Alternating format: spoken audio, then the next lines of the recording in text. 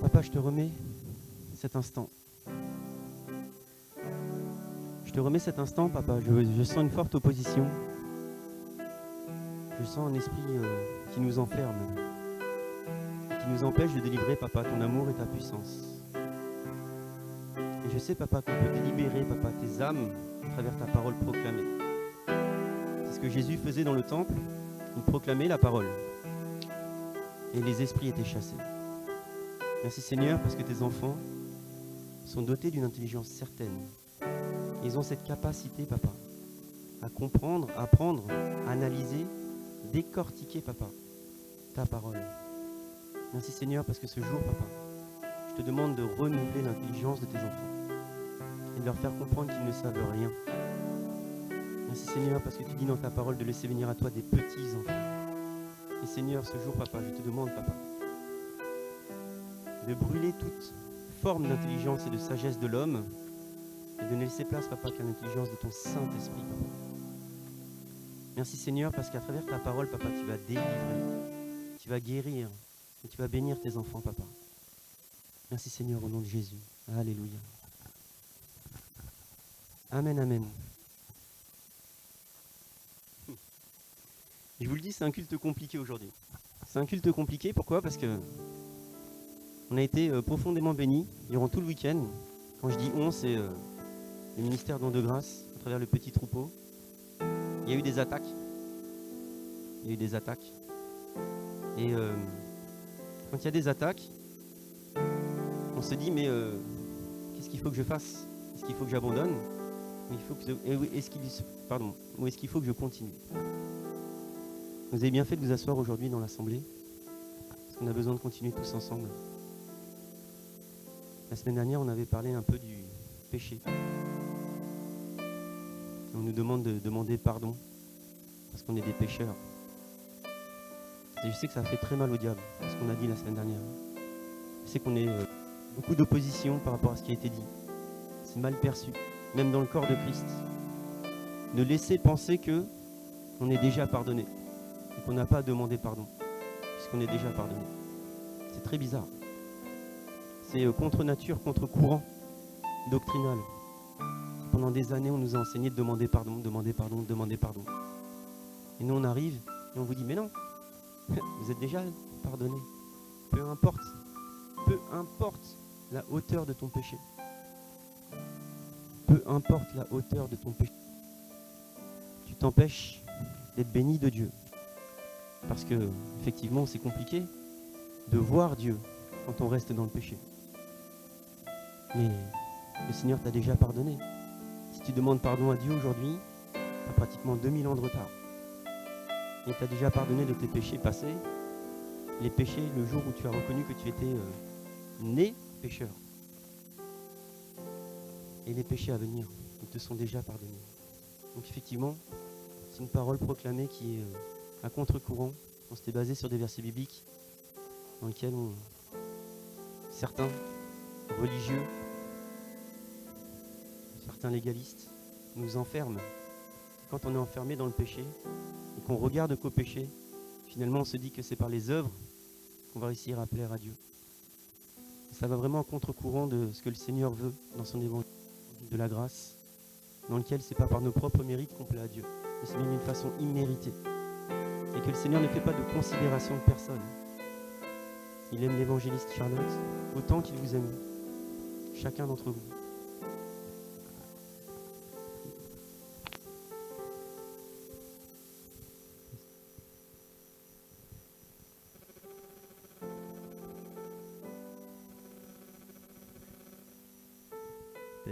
Test. On n'est pas aidé aujourd'hui. Waouh. Ok. Avec mon épouse, on devait faire une exhortation. Je me permets de prendre quelques secondes pour parler de ça. Avec mon épouse, on est allé sur la Terre Sainte, en Israël, avant l'ordination de mon épouse. Juste, techniquement parlant, je viens juste de débrancher l'alimentation, vous voyez, et il n'y a plus le gros bruit de fond, là. C'est-à-dire que l'électricité provoque une abeille. C'est horrible, mais vraiment, voilà, il y a de l'opposition, c'est pas grave.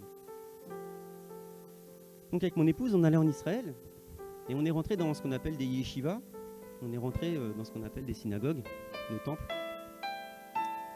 Et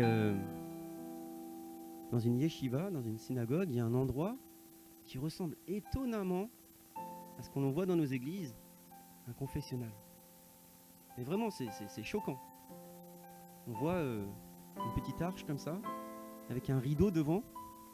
On a presque envie de rentrer dedans, de s'asseoir et de confesser nos péchés s'il y avait peut-être, je sais pas, un rabbin derrière qui s'installe et qui écoute. Vas-y mon fils, ouais mais j'ai pas la kippa, mais c'est pas grave, vas-y, je t'écoute quand même.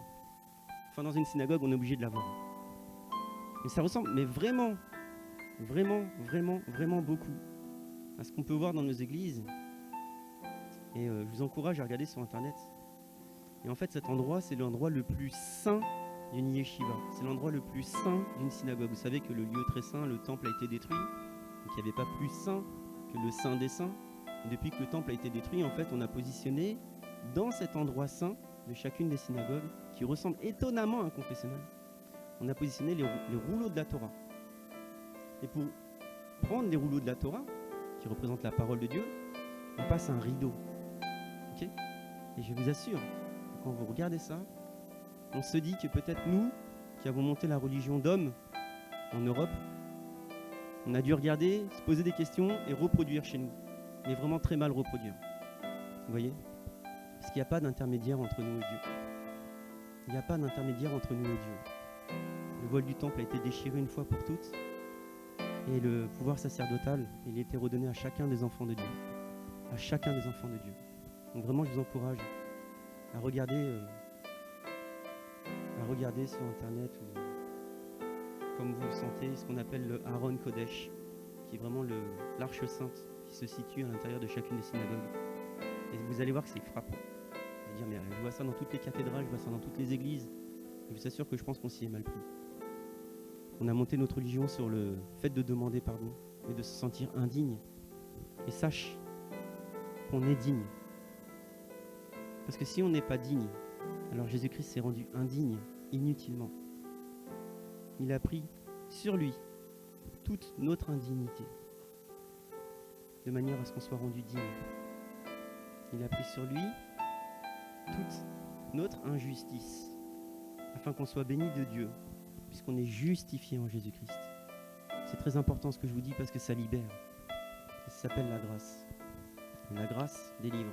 La puissance de la parole de Dieu délivre. Délivre les faux raisonnements qu'on a martelés durant des années.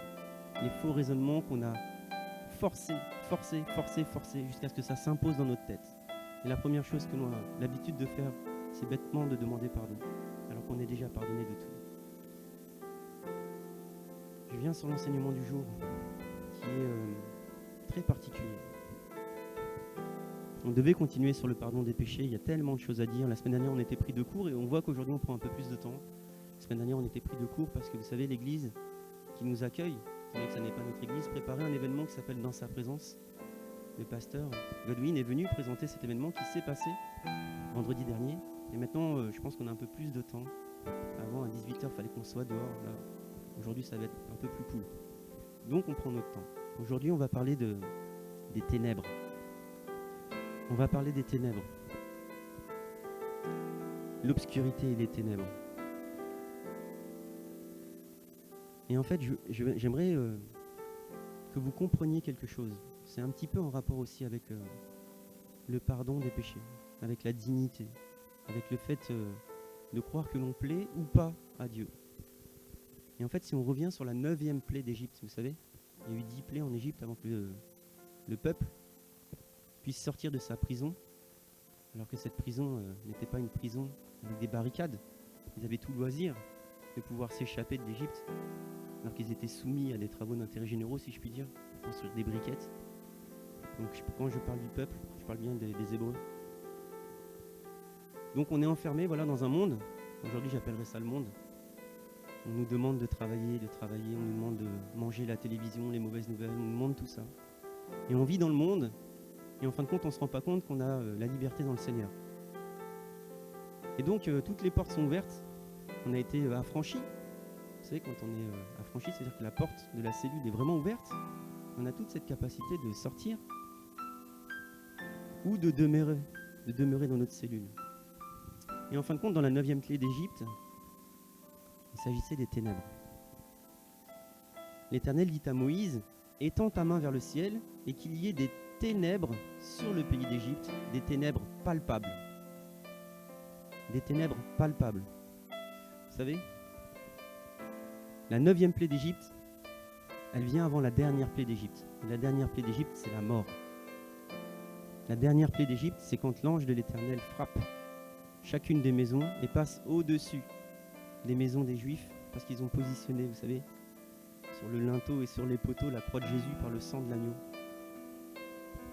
Et donc l'Éternel a bien vu la présence de Dieu dans chacune des maisons où moi et ma famille nous sommes sauvés, qui vivent dans les maisons et passent au-dessus, la Pâque Pessa qui passe au-dessus. Juste avant cela, il y a donc la 9e plaie d'Égypte, où il est question de ténèbres palpables.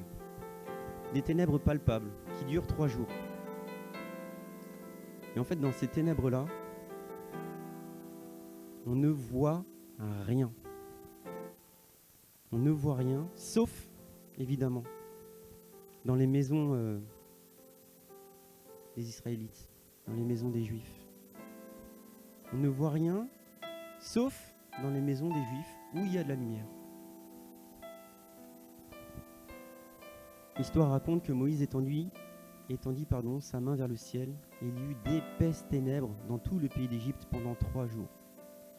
On ne se voyait pas l'un l'autre, et personne ne se leva de sa place pendant 3 jours. Mais toutes les Israélites avaient de la lumière là où ils habitaient. Vous voyez ?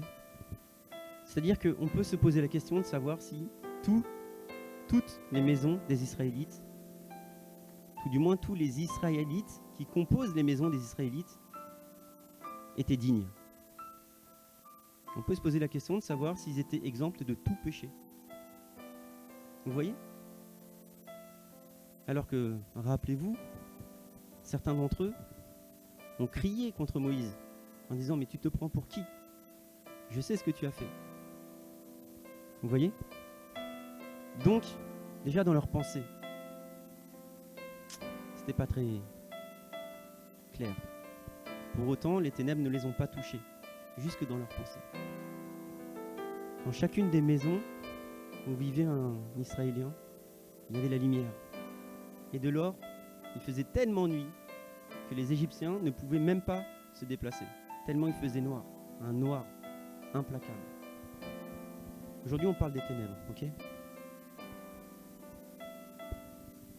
On revoit ces ténèbres quand les Égyptiens essayent de rattraper le peuple des Israéliens et ils voient devant eux comme une tornade, vous savez.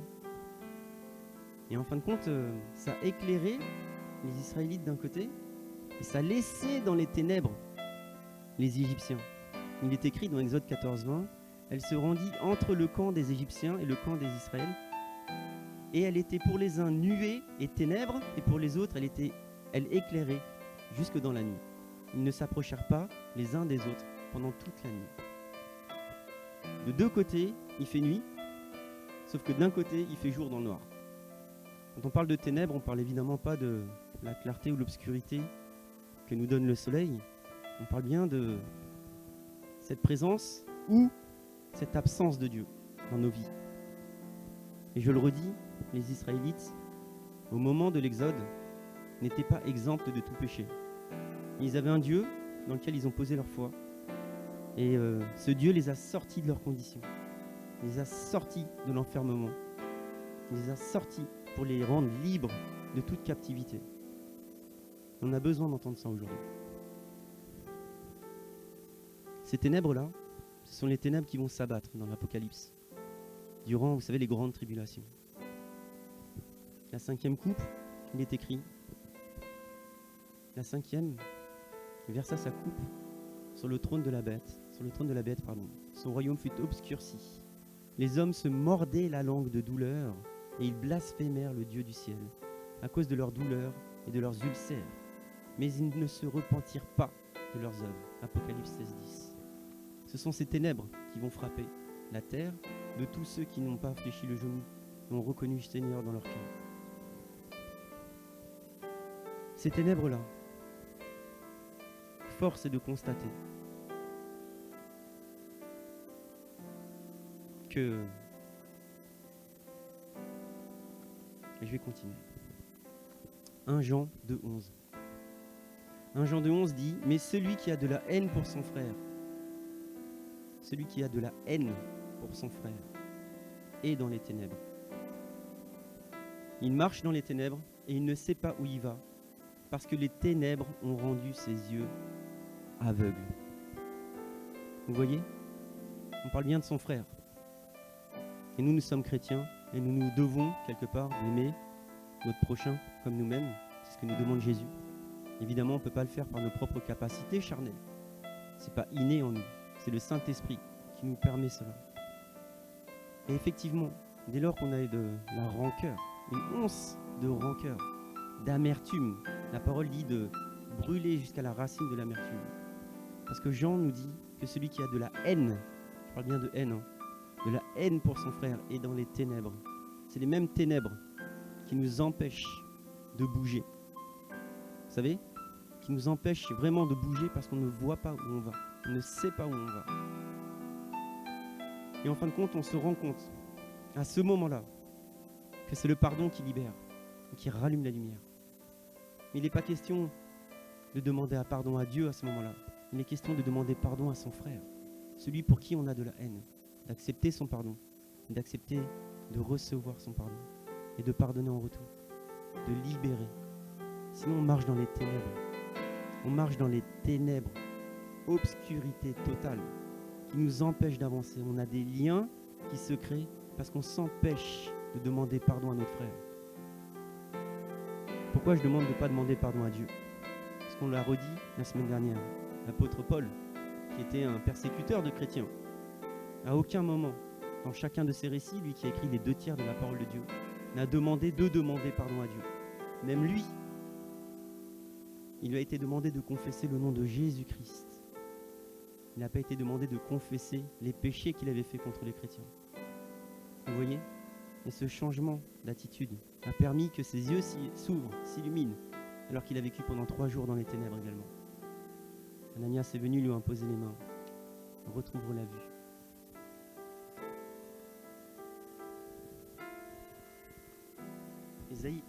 Ésaïe a prophétisé sur la venue de Jésus-Christ. Il dit bien qu'en ces jours-là, les sourds entendront la parole du livre. Et ensuite, il indique que délivrés de l'obscurité et des ténèbres, les yeux des aveugles verront. Effectivement, on le chante quand il descend, oui, tout s'arrête, il y a transfert entre ciel et terre. On le chante de toute notre intelligence. On le chante, on a presque envie d'y croire.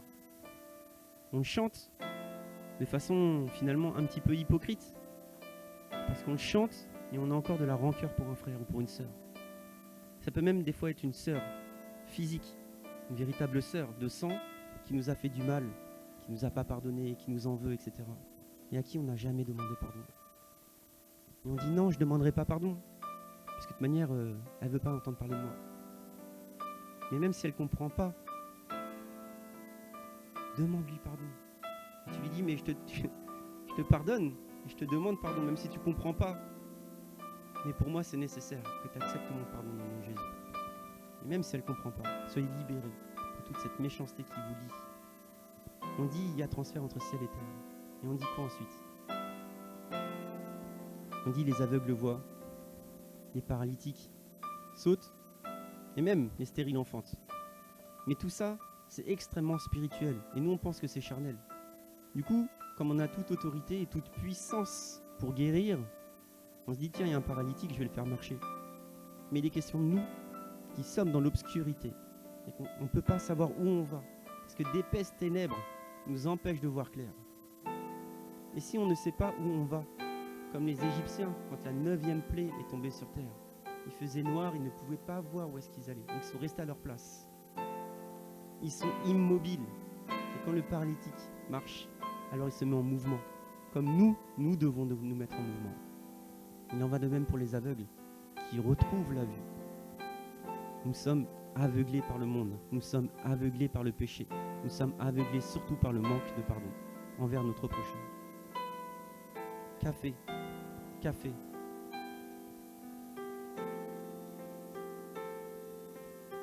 Comment s'y sont pris les Philistins pour anéantir notre héros de la foi? Comment s'en sont-ils pris? Évidemment, il y a eu Dalila. Mais ils ont attrapé. Je lis dans Juge 16, 21.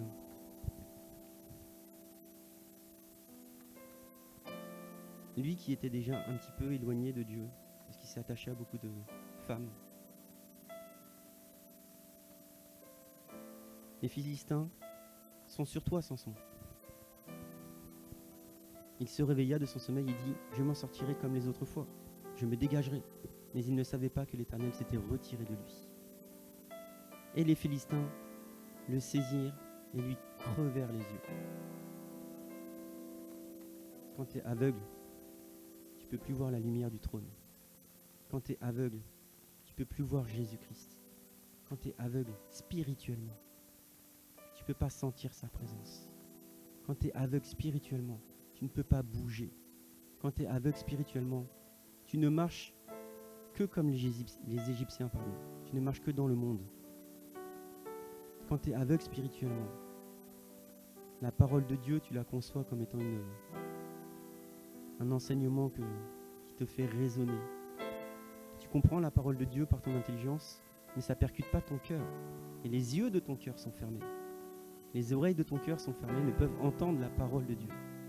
Quand tu es aveugle, tu ne peux pas bouger. Tu es immobile. Il y a une bonne nouvelle. Évidemment, la bonne nouvelle, c'est Jésus-Christ. Évidemment, la bonne nouvelle, c'est Jésus-Christ. La très bonne nouvelle, c'est Jésus-Christ. Lorsqu'ils sortirent de Jéricho, une grande foule suivit Jésus. Jésus s'arrêta, les appela et dit, « Que voulez-vous que je vous fasse ?» Et ils dirent, « Seigneur, que nos yeux s'ouvrent. »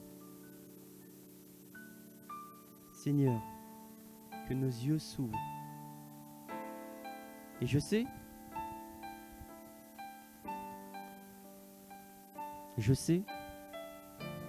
que certains d'entre nous croyons que nos yeux sont ouverts. Je cherche à condamner personne aujourd'hui. Mais je sais que certains d'entre nous croient que leurs yeux sont ouverts. Et moi je vous encourage, frères et sœurs, à mettre la main sur votre cœur.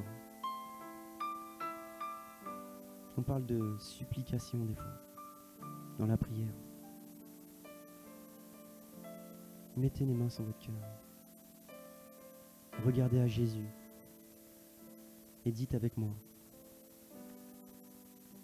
Jésus demande à son enfant, que veux-tu que je fasse? Et vous dites à votre papa qui prend soin de vous.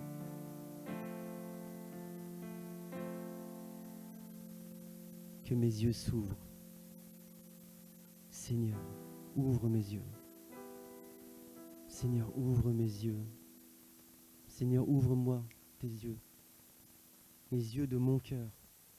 Parce que ce n'est pas mon cœur, c'est ton cœur, papa. Tu m'as donné le cœur de Dieu. Tu m'as donné ton esprit. Ouvre grand les yeux de ton esprit, que je puisse voir. Remerciez le Seigneur qu'il ait ouvert les yeux de votre cœur à cet instant.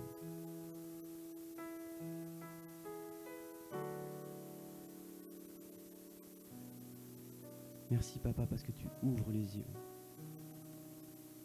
Tu ouvres les yeux du cœur de tes enfants. Merci Seigneur parce que nous ne marchons pas dans le monde. Nous ne sommes pas focalisés sur les problèmes, les circonstances qui nous entourent. Merci Seigneur parce que nos regards sont focalisés sur ton royaume. Merci Seigneur Jésus-Christ parce que nous regardons à toi avant de regarder à nous-mêmes. Merci Seigneur Jésus-Christ. La parole poursuit en disant, saisis de compassion. Jésus-Christ, saisis de compassion, toucha leurs yeux et aussitôt ils recouvrèrent la vue et ils le suivirent. C'est-à-dire que non contents d'avoir retrouvé la vue, c'est un lapsus, retrouver la vie, non content d'avoir retrouvé la vue, on devient tout de suite adorateur de Jésus-Christ.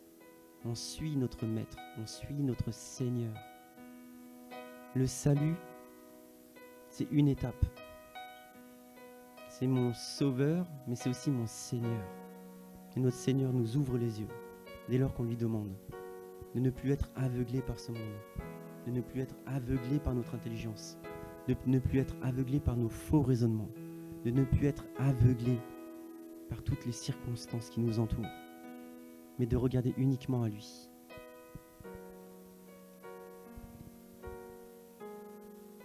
Jésus. Jean 9, c'est une très belle histoire. On l'a mise aux enfants là-haut. Jean 9, un aveugle de naissance. Et les apôtres posent la question à Jésus. Mais lui là, quel genre de péché il a bien pu faire quoi. Et Jésus dit non, c'est pour que ma grâce resplendisse. Et effectivement, à la fin de Jean 9, on voit quelque chose d'extrêmement important dans la doctrine. On voit quelque chose d'important dans la doctrine parce que Jésus dit « Je suis venu dans ce monde pour un jugement, afin que ceux qui ne voient pas voient. Je suis venu afin que ceux qui ne voient pas voient. Et que ceux qui voient deviennent aveugles. »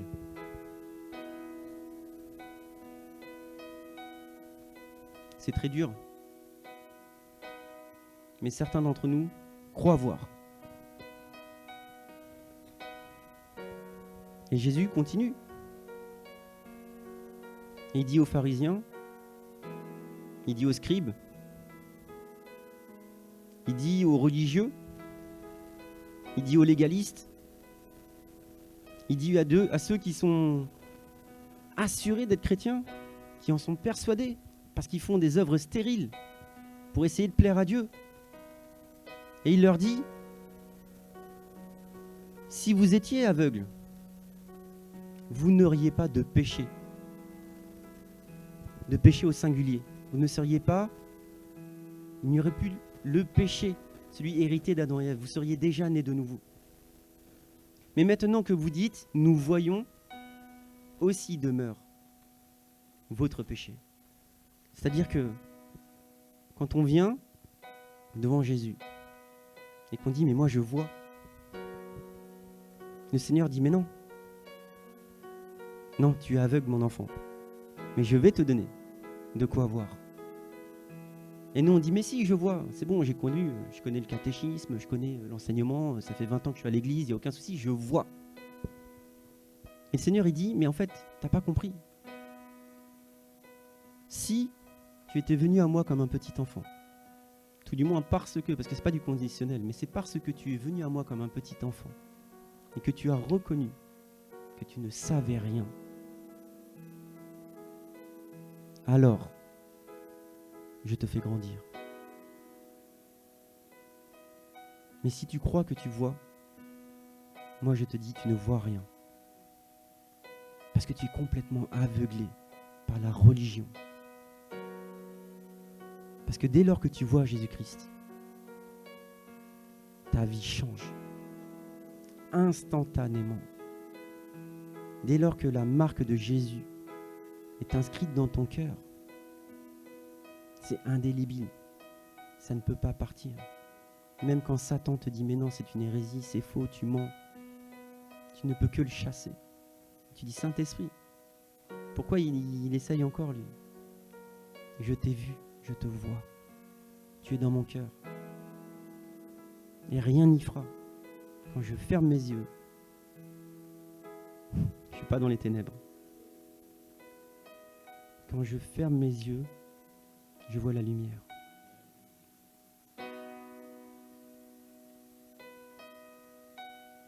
Il y a beaucoup de choses à dire. Il y a beaucoup de choses à dire. Et je reviens sur ce qu'on avait enseigné la dernière fois où le prophète Élie avait frappé les faux prophètes. Le prophète Élie avait frappé les prophètes de Baal. Et Baal, vous savez, c'est la lumière. C'est le dieu du soleil, quelque part. Vous voyez? On l'appelle Seigneur, parce que ça veut dire Baal, ça veut dire Seigneur, mais Astarté, c'est censé être la lune, la fécondité, et Baal, c'est censé être le soleil. D'ailleurs, Noël, c'était censé être... Bon, on va pas venir là-dessus, mais l'idée, c'est quoi? C'est qu'en fait, si on a positionné la date de naissance de Jésus à Noël, c'est qu'à Noël, on est en train de célébrer le soleil, parce que ça correspondait quelque part au solstice, qui permettait d'allonger les jours. Vous voyez? Bref. Donc, on combat la lumière, la fausse lumière, puisqu'on est nous-mêmes la lumière. Vous savez, quand des sorciers, des esprits mauvais, nous oppressent, nous tiraillent, nous hantent même, on peut les frapper d'aveuglement. On peut les frapper d'aveuglement, qu'ils soient tellement illuminés de la puissance de la lumière de chacun des enfants de Dieu, qu'ils ne puissent plus rien voir. Ça brûle le plus profond de leur rétine. Ils sont frappés d'aveuglement. Ils ne peuvent plus voir leurs ténèbres. Ils ne peuvent plus rien voir. Nous avons ça en nous. Le fait de ne pas être dans les ténèbres et de bien être la lumière dans les ténèbres. Nous avons ça en nous. Et ce n'est pas une lumière comme on peut imaginer. C'est une lumière incroyable qui ne peut pas être décrite. On est obligé de mettre un voile devant Moïse tellement il luisait. On est obligé de mettre un voile parce qu'il resplendissait de la gloire de Dieu. Et nous de même, on l'a dit la dernière fois, on est la lumière. On est la lumière de ce monde. Et on n'a pas à se laisser aveugler par ce monde. On n'a pas à continuer de croire que l'on voit alors qu'on vit dans ce monde de ténèbres. Et on doit reconnaître devant Jésus que finalement, effectivement, on n'a pas encore bien vu. On n'a pas encore bien vu. Et on demande au Seigneur de nous ouvrir les yeux de notre cœur, de toute notre âme, de toute notre force, de tout notre cœur.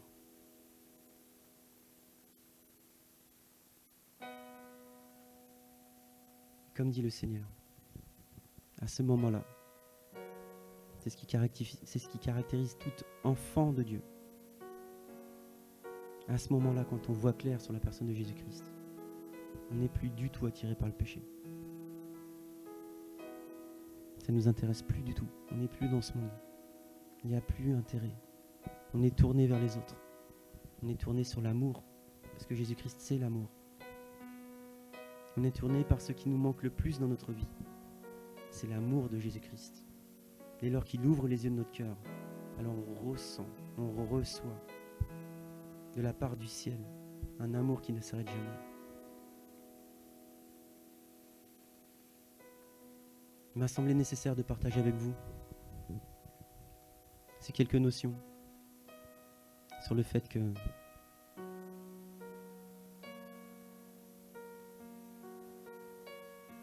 il y a beaucoup d'aveugles, même dans le corps de Christ. Dans Matthieu 23, Jésus dit « Pharisiens aveugles,